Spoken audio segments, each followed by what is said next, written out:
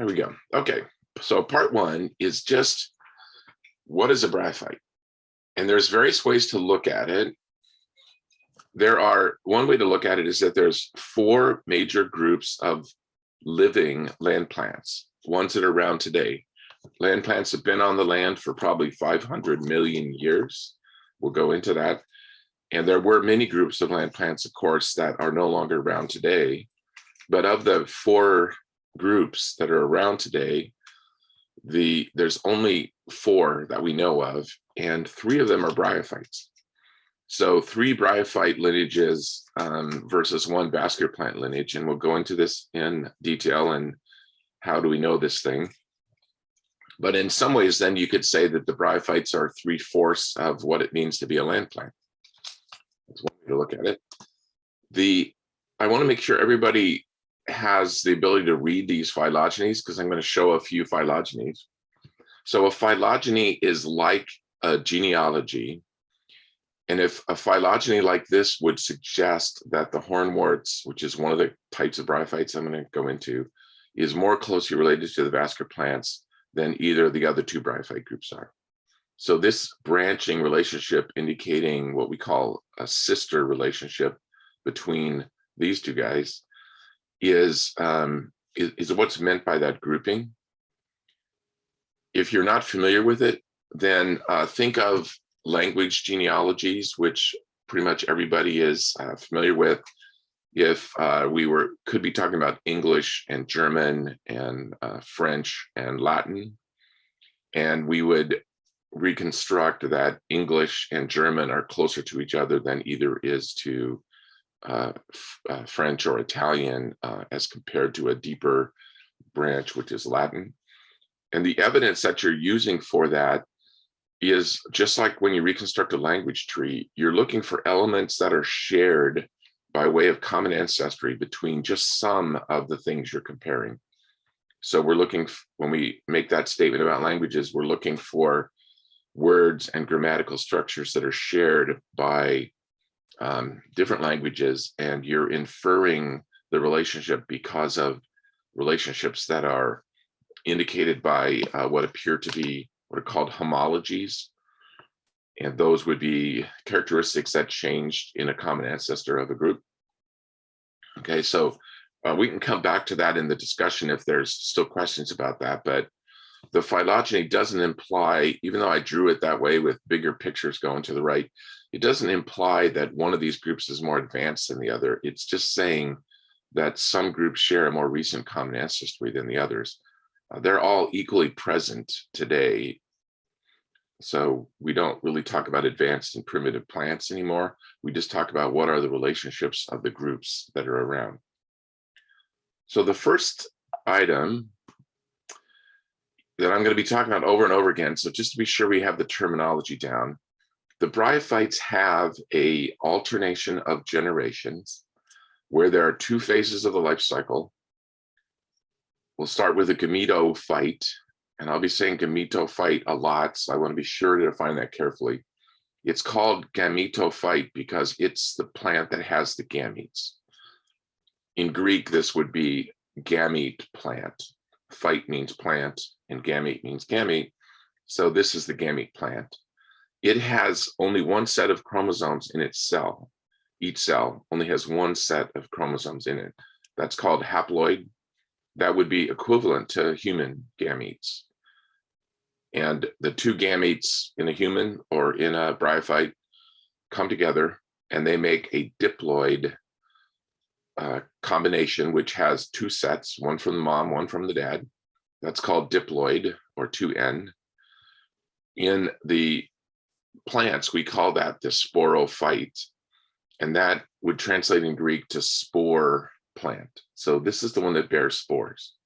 So if you get confused about it, sporophyte is where the spores are produced. Gametophyte is where the gametes are produced. Then we have like botanists everywhere, we got names for everything. But of our main sporophyte generation here, we have a capsule, which is where the spores actually are produced.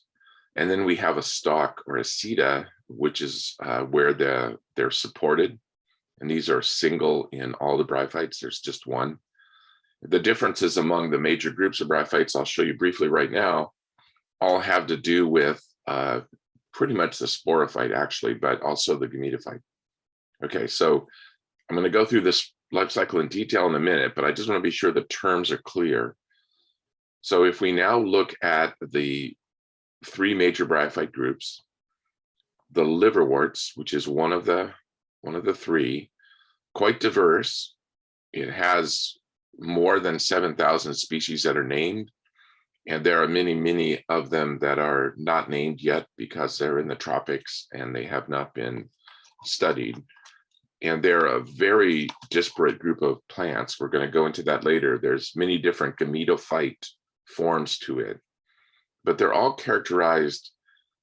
So here's their gametophytes here, all these green things. And this structure that looks a little bit like a some kind of mushroom coming out of the lawn is the sporophyte, very distinctive in liverworts. It has a watery seta, and it has a capsule that looks like a little olive. So it looks like a little olive on a very ephemeral kind of a stalk. So there's your sporophyte in the liverwort, and here's your gametophyte. The gametophyte is the dominant generation that does all the business of being a plant, all the photosynthesis and things like that. These structures here are actually part of the gametophyte, a little sleeve. Just as a teaser, there's a few mosses peeking in here, and even a vascular plant.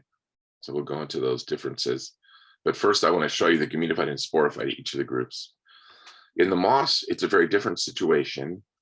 The gametophytes are all leafy here, and the sporophyte is on a much tougher seta, more like a broom straw, and it lasts much longer time.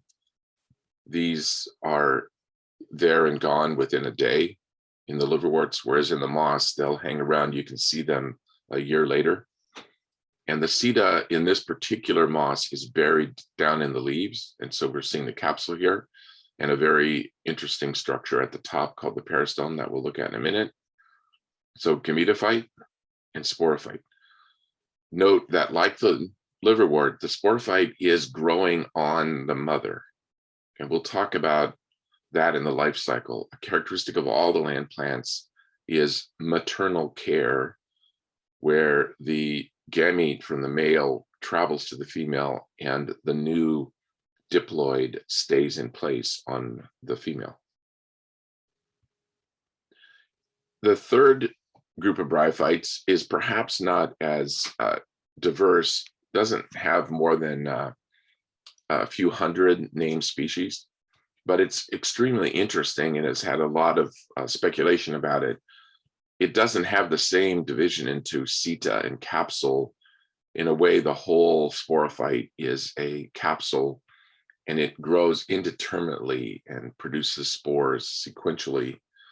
And there's been a lot of speculation about how that relates to the bigger land plants.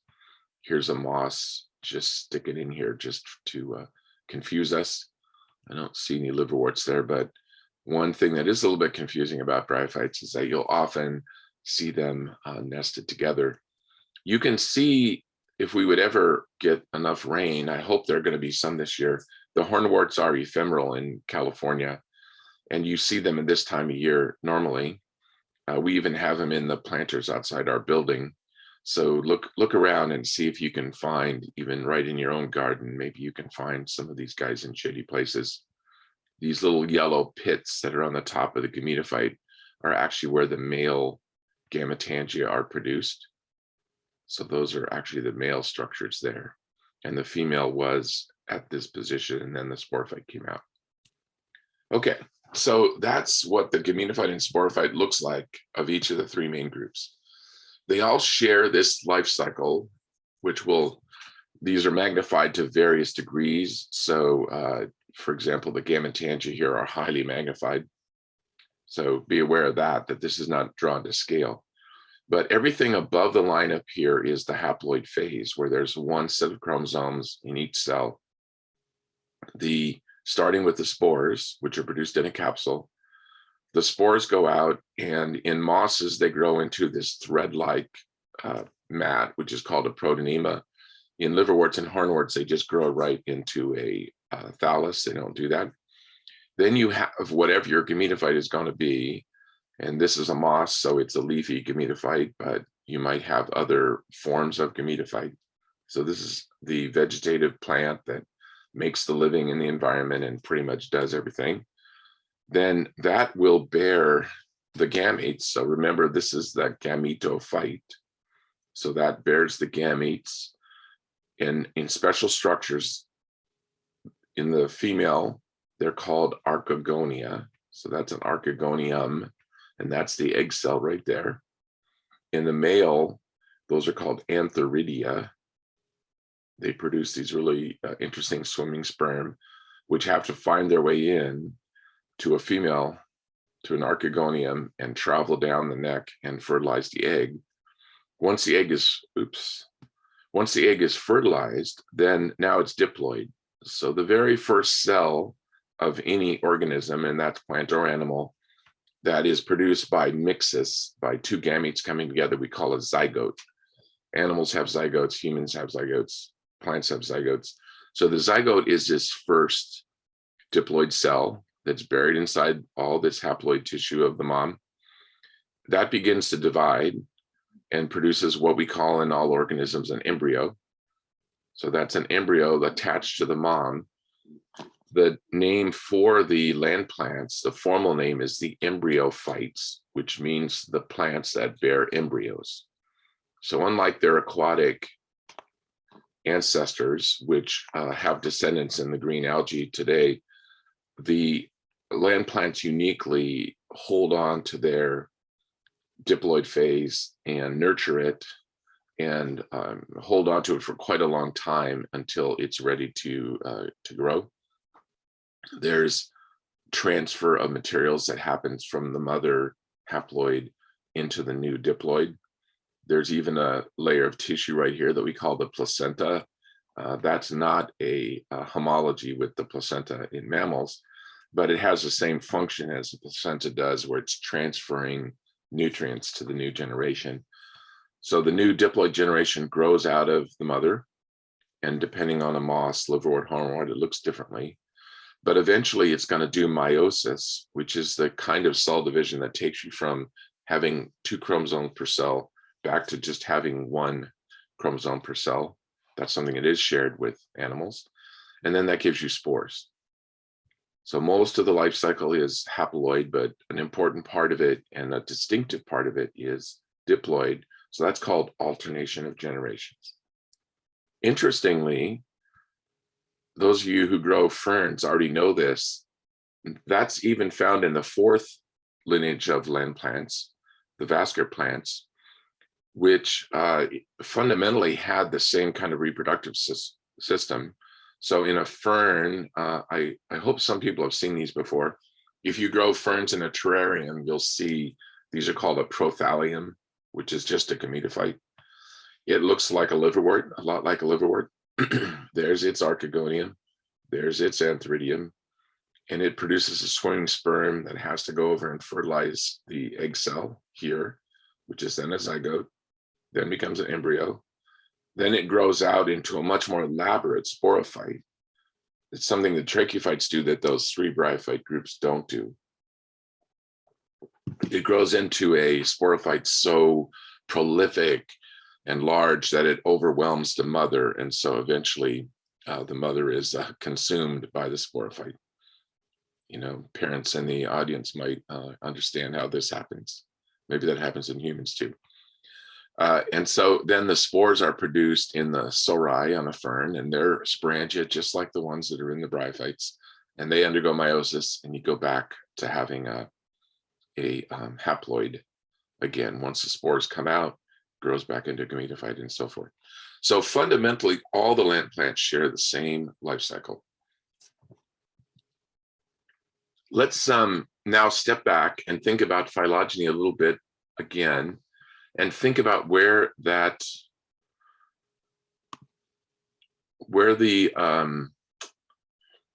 life cycle might have come from.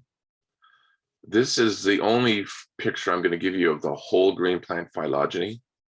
But for those who are interested, we all know many of the plants that are in this huge lineage. This is one of the huge branches on the tree of life that has survived to today. The bottom of this tree would be approximately 1 billion years ago. It's all one big monophyletic group, all shares a common ancestor, everything that was around today. In a big part of the green plants, you have the seaweeds, ulva, pretty much everybody here probably knows, or codium.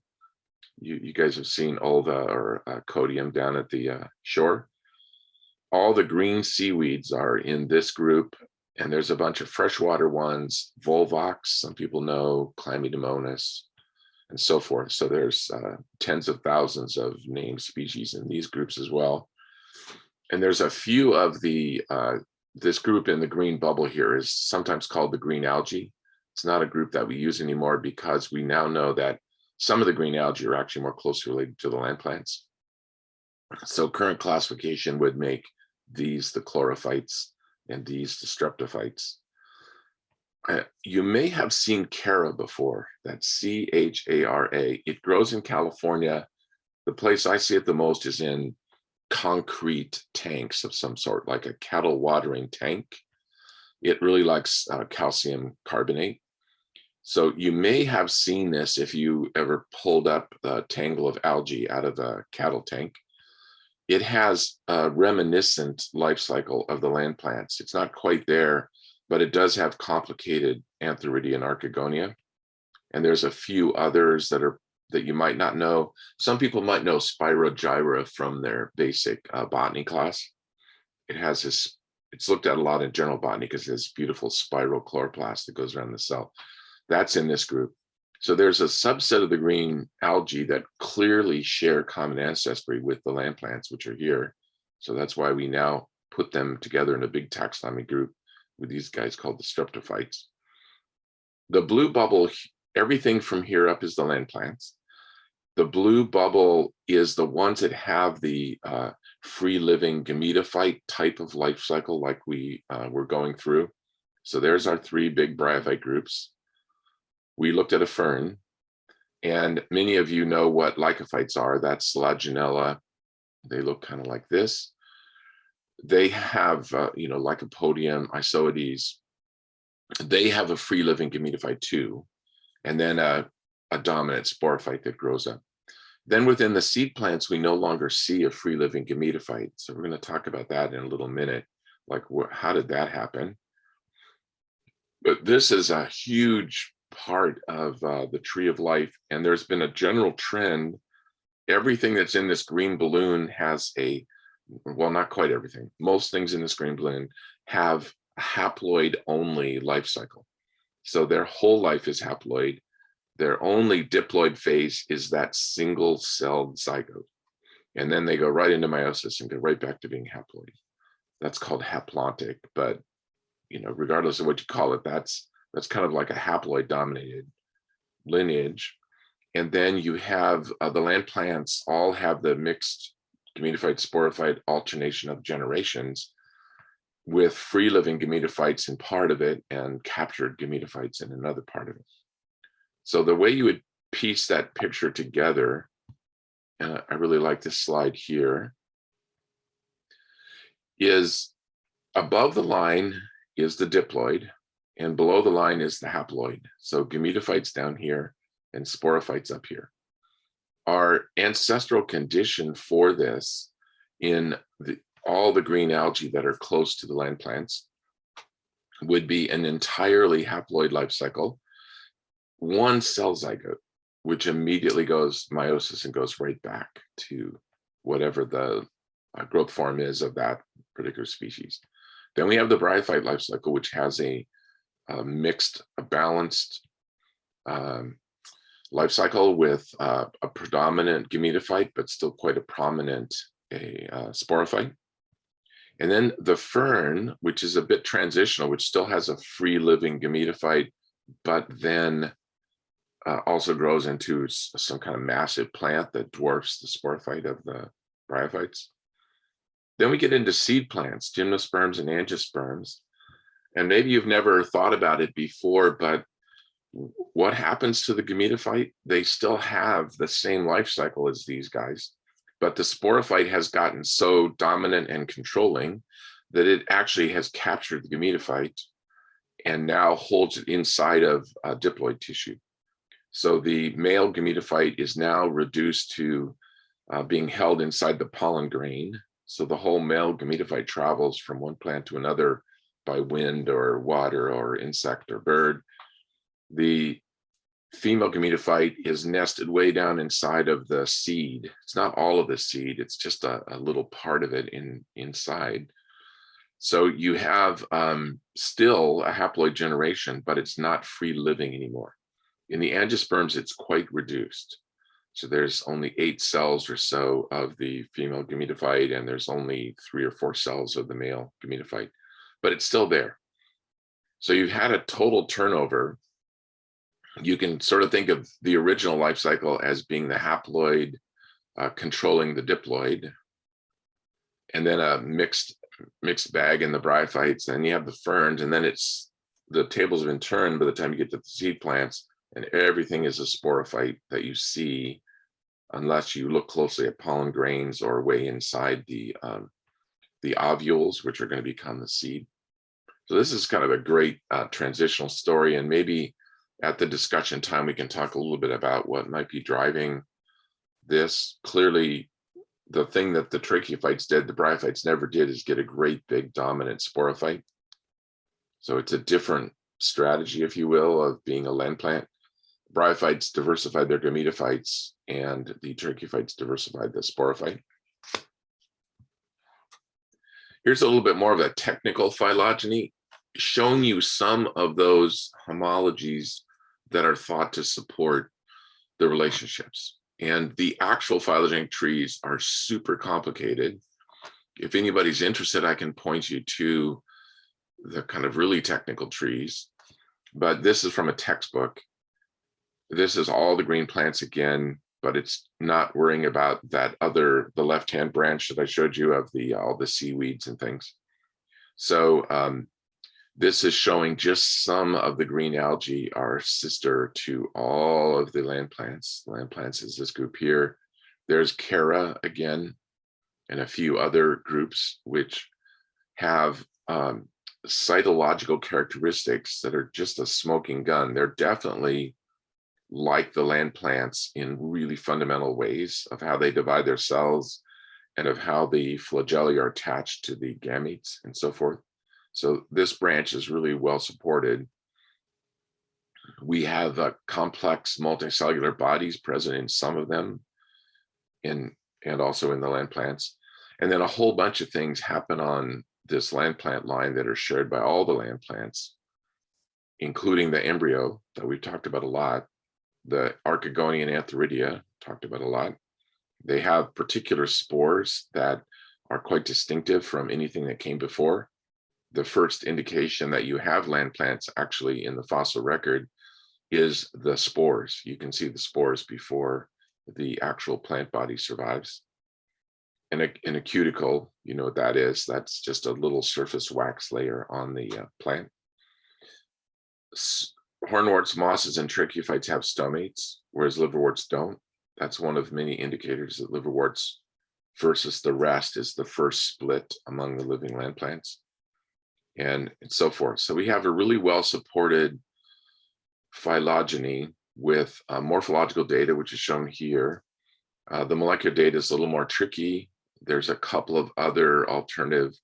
The phylogeny I showed you before had the mosses and hornworts switch places, which may be more accurate. So there's still controversy over the precise relationship among the 4, but given that they're definitely 4 is quite clear. And this is only a cartoon diagram from way back in the 80s. This was when I was doing my dissertation, but it still suffices to show one hypothesis for what the evolution of the generations were in the tracheophytes now, or well, let's say in the land plants. So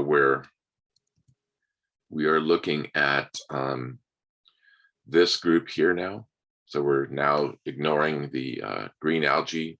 We have reconstructed what their life cycle was like, but now we're ignoring them. So here what we're doing is the suggestion would be that the first gametophyte of the land plants was a thalloid, sort of a flat sheet of tissue, like the green algae are and like liverworts, some of the liverworts are today. And then that the sporophyte generation started simple as just delayed mitosis.